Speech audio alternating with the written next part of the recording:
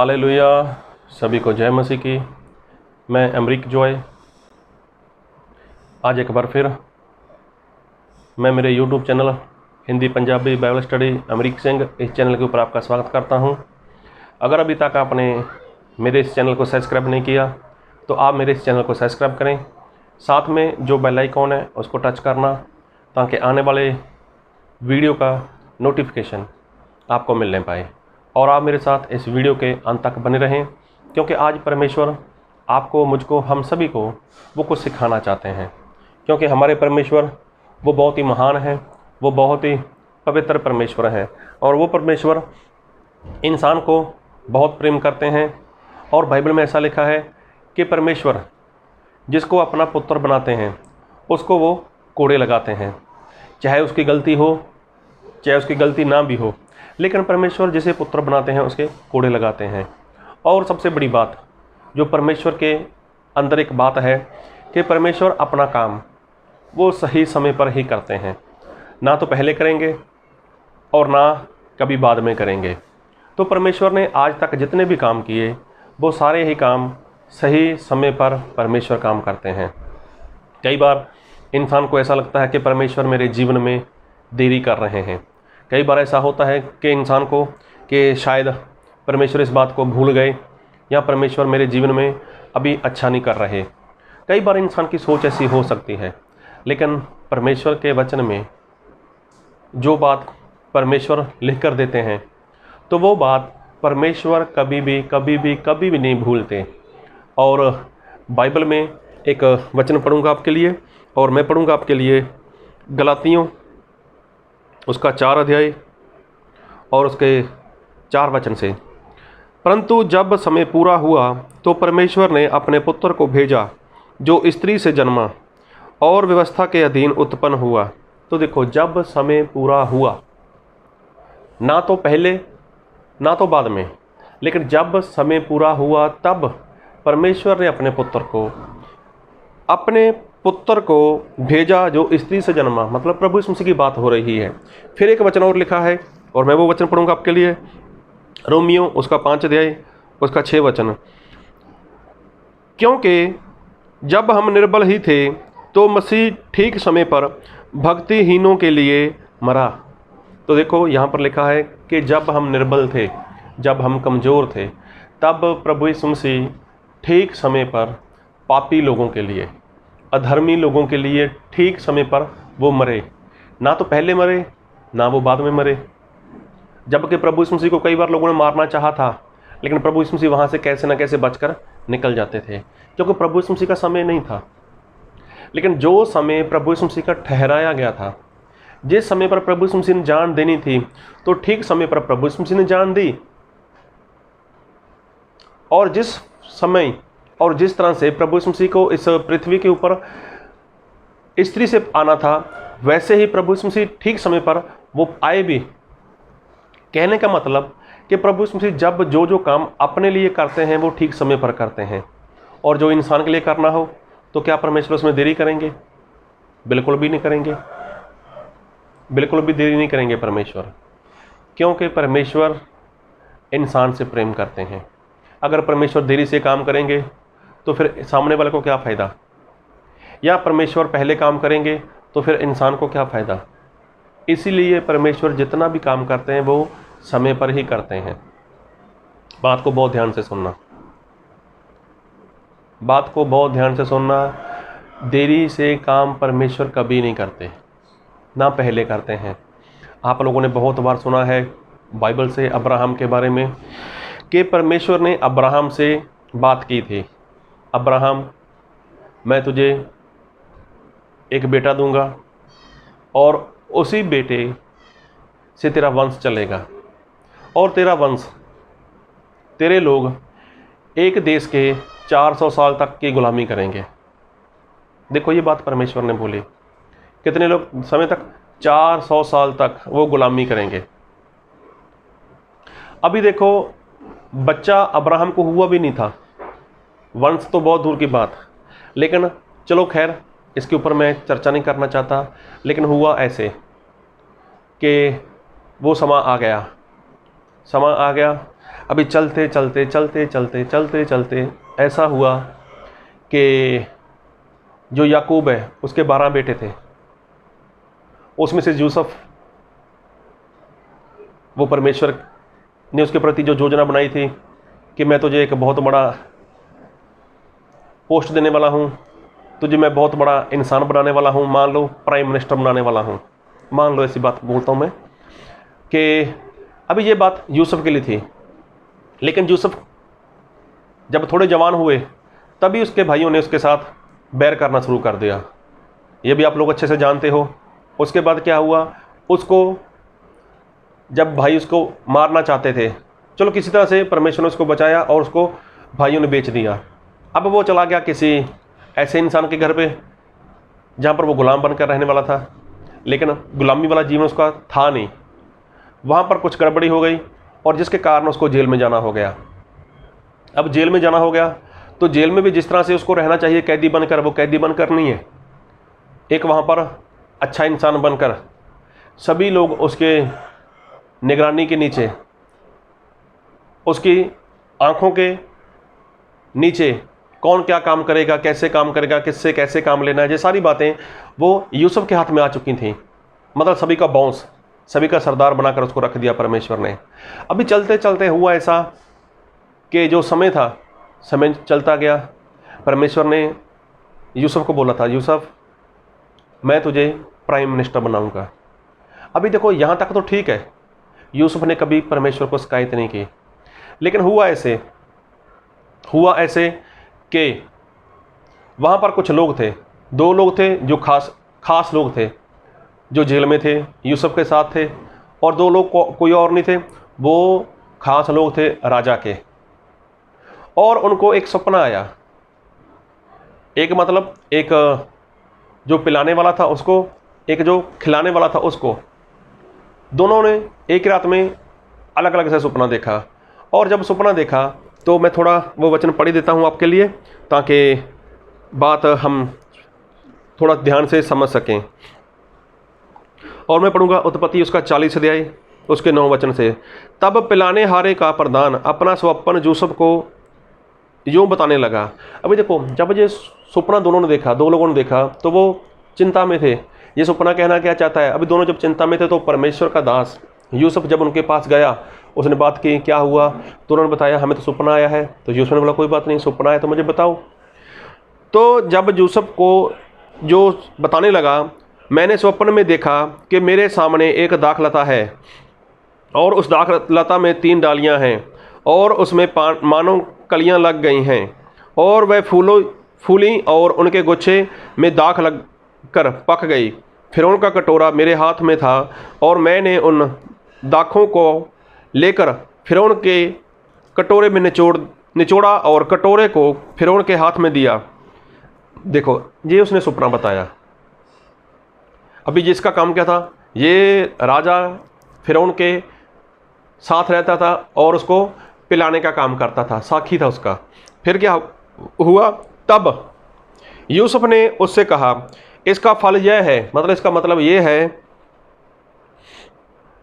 3 डालियां का अर्थ 3 दिन, इसलिए अब से 3 दिन के भीतर फिरौन तेरा सिर ऊंचा करेगा और फिरौन से तेरे पद पर तुझे नियुक्त करेगा और तू पहले के समान फिरौन का पिलाने वाला होकर उसका कटोरा उसके हाथ में फिर दिया करेगा।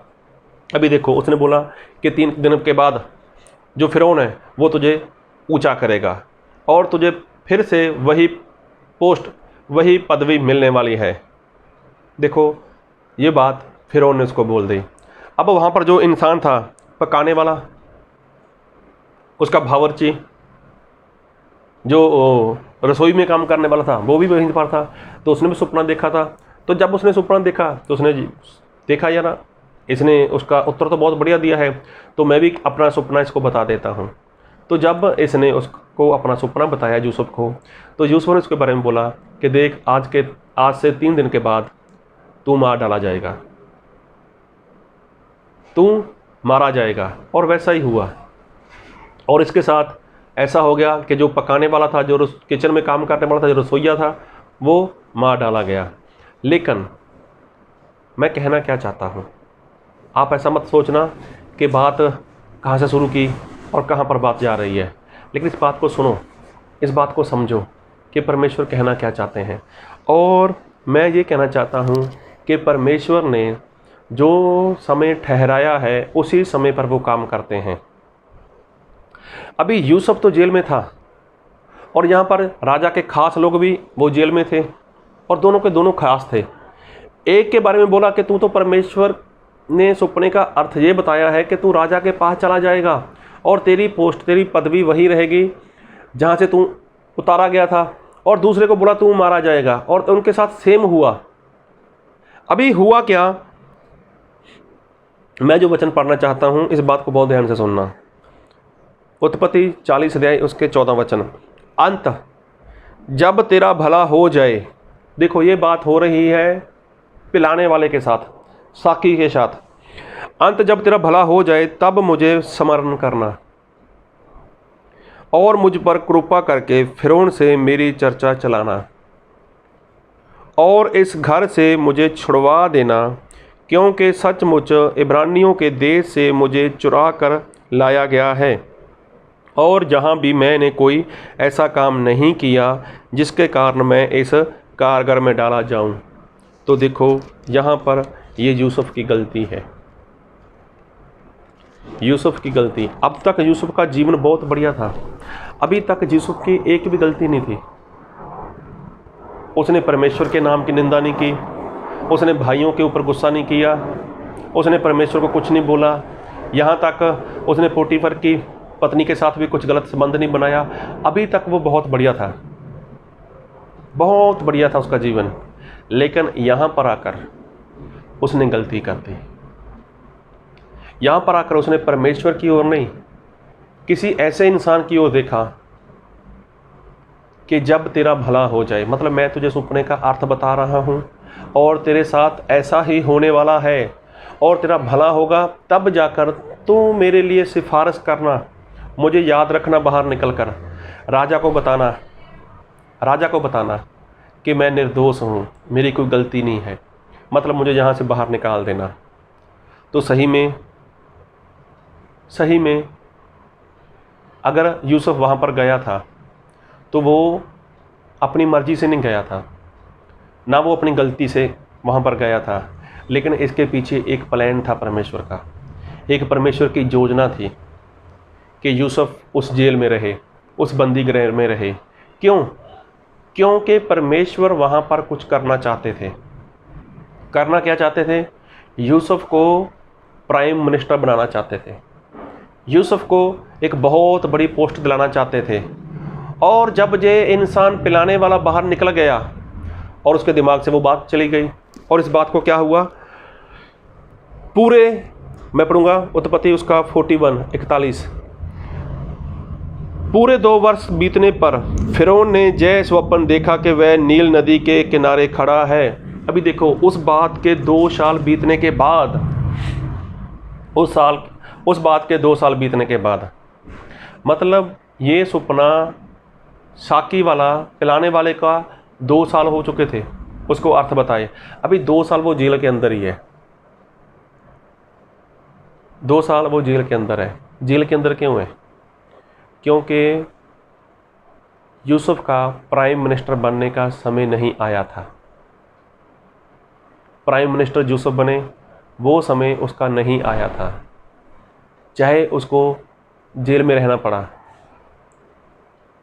जेल में वो कोई कैदी नहीं था, वो तो सभी का बॉस बनकर वहाँ पर रह रहा था, सभी की देखभाल करने वाला था, सभी से वो कामकाज करवाने वाला था।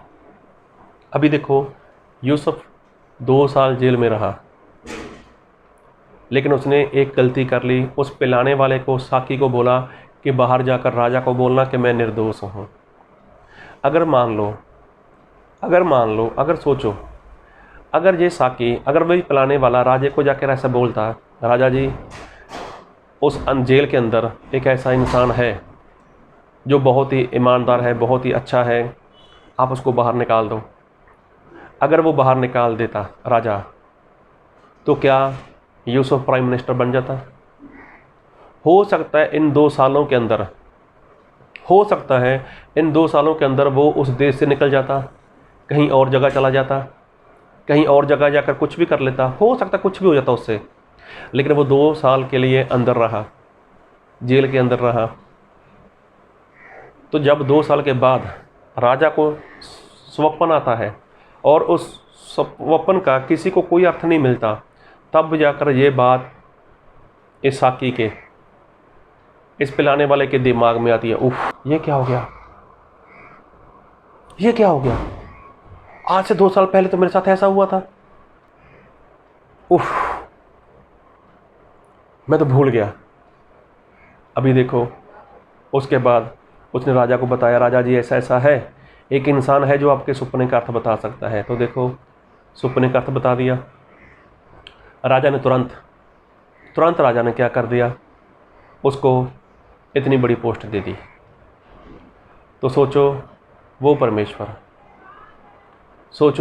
परमेश्वर कभी भी समय से पहले काम नहीं करते और समय के बाद वो काम नहीं करते। यूसुफ, चाहे गलती नहीं थी उसकी, चाहे कुछ गुनाह नहीं थे उसके, चाहे वो बहुत बढ़िया था, परमेश्वर के साथ चलने वाला था, ईमानदार था, लेकिन उसके जीवन में परमेश्वर ने दुख आने दिया, उसके जीवन में परमेश्वर ने मुश्किल आने दी। उसका कारण यही था कि जो यूसुफ है वो और भी ज़्यादा वो परमेश्वर में बना रहे। तो यूसुफ से सिर्फ एक ही गलती हुई, यूसुफ की एक ही गलती थी बस। मैं यूसुफ की गलती नहीं निकाल रहा, लेकिन उसकी एक गलती थी कि उसने साकी को ऐसा बोल दिया कि मेरे लिए सिफारिश करना, मैं निर्दोष हूँ। मैं ऐसा नहीं बोलता कि सभी लोग यूसुफ को अच्छा बोलते हैं, यूसुफ की गलती नहीं थी, लेकिन यूसुफ का व्यभिचार नहीं था। यूसुफ अपने भाइयों के ऊपर क्रोध नहीं करता था, यूसुफ ने कभी परमेश्वर को ताना नहीं मारा था। लेकिन एक गलती हो गई, उसने अपने बचाव के लिए किसी ऐसे व्यक्ति को बोला, किसी ऐसे व्यक्ति की सिफारिश चाहिए जो उसके लिए कुछ भी नहीं कर सका। उसने परमेश्वर के ऊपर वो वाला विश्वास नहीं दिखाया जो विश्वास को उसको बताना चाहिए था। यहाँ पर उसकी छोटी सी गलती हो गई। मैं ये कहना चाहता हूँ, अगर वो मान लो ऐसा होता, अगर 2 साल पहले वो जेल में से निकल जाता, तो हो सकता है वो कहीं और निकल जाता, हो सकता है वो कहीं और चला जाता। यहाँ पर हो सकता है, वो तो जवान था, बहुत सुंदर था, हो सकता है जैसे पोटीफर की पत्नी उसके साथ कुछ गलत करना चाहती थी। देखो, मैं ऐसा नहीं बोलता, हो सकता है वो कैसे भी किसी भी रीति में किसी भी गलती के वजह से वो परमेश्वर से दूर हो जाता, लेकिन परमेश्वर ने उसको जेल में रखा।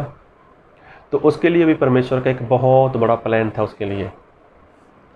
यूसुफ की गलती तो थी, लेकिन परमेश्वर ने फिर भी यूसुफ के लिए जो सोचा था, जैसे सोचा था, परमेश्वर ने वैसा किया। और कब किया? ठीक समय पर किया। और परमेश्वर कभी भी ना देरी करते हैं ना जल्दबाजी करते हैं। इंसान को लगता है, यूसुफ जेल में कितना समय रहा, यूसुफ को लगता होगा मैं तो निर्दोष हूँ, मेरी तो कोई गलती नहीं है, लेकिन इतना समय मुझे जेल में रहना पड़ा। तो देखो, यूसुफ को लगने लगा कि मैं निर्दोष हूँ, लेकिन परमेश्वर को नहीं लगता था कि ये निर्दोष है। लेकिन परमेश्वर ने उसको जेल में रखा, उसका कारण यही था कि मैं यूसुफ को प्राइम मिनिस्टर बनाना चाहता हूँ। तो देखो, उसके बाद जब परमेश्वर ने उसको बाहर निकाला और कितनी बड़ी पोस्ट उसको मिल गई, और जो सपना परमेश्वर ने यूसुफ को दिखाया था वही सपना पूरा हुआ। मतलब यूसुफ की एक छोटी सी गलती थी, लेकिन फिर भी परमेश्वर यूसुफ से प्रेम करते रहे, और यूसुफ भी अपनी उस गलती को परमेश्वर क्या क्षमा मांगी होगी, परमेश्वर से कहा होगा, परमेश्वर वो इंसान ने तो मेरे लिए कुछ किया नहीं, लेकिन मैं आप ही को बोलता हूँ, आप जब चाहो, जैसे चाहो, जिस तरह से चाहो, मेरे जीवन में होने देना। बस आप चाहते हो मैं जेल में रुकूँ तो मैं जेल में रुका हूँ। आज के बाद मैं कभी किसी को नहीं बोलूँगा, आज के बाद मैं कभी किसी के पास कोई मैसेज नहीं भेजने वाला। लेकिन मैं यही चाहता हूँ कि जैसा आप चाहो, जैसा आपको सही लगे, आप मेरे जीवन में होने दो, क्योंकि मैंने अपना प्रयत्न किया, मैंने अपना प्रयास किया बचने के लिए, लेकिन मेरे साथ ऐसा नहीं हुआ। तो परमेश्वर, ये मेरी गलती है, आप मुझे क्षमा करो। उसके बाद यूसुफ के ने देखो 2 साल बाद वो बाहर निकला और परमेश्वर ने उसके जीवन में कितना बड़ा काम कर दिया। तो आज आपके जीवन में अगर ऐसा कुछ है, आपको ऐसा लगता है कि मेरी मुश्किल, मेरी परेशानी, मेरे ऐसा, मेरे वैसे, ये वो कुछ भी, तो कोई बात नहीं, आप धीरज बनाकर रखो, धैर्य रखो, परमेश्वर में बने रहो और प्रार्थना, उपवास और संगति में लगातार बने रहो, ताकि परमेश्वर जो भी काम करें वो समय पर करें। प्रभु आपको बहुत आशीष दे। आमीन।